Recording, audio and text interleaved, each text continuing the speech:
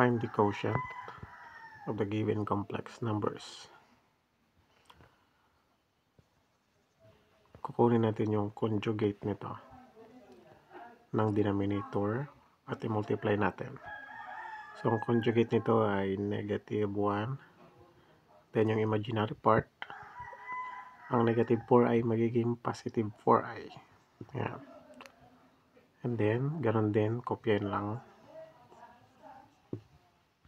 Okay. So, next step ay FOIL method tayo.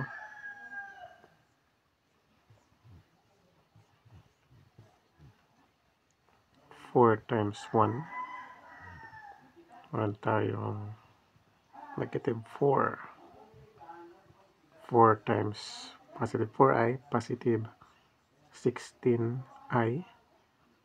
Then negative 3 times negative 1 is positive 3i.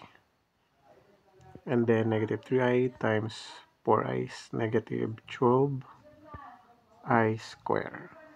Over, so dito naman, negative 1 times negative 1, positive 1, negative 1 times 4i, negative 4i, negative 4i times negative 1 is positive 4i, and then negative 4i times positive 4i is negative 16i squared.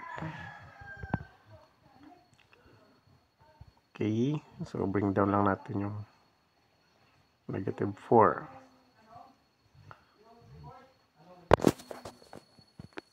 And then 16i plus 3i is positive 19i.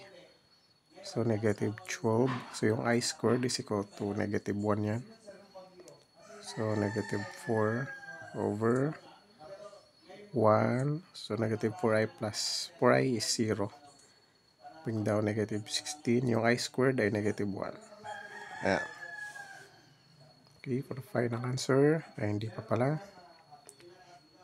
Negative 4. And then, positive 19i. Negative 12 times negative 1 is positive 12. Yeah. Over 1. So negative 16 times 16 is positive 16.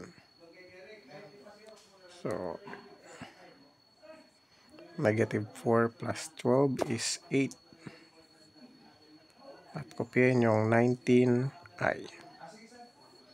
Then 1 plus 16 is 17. So ang sagot ay 8 plus 19i over 17.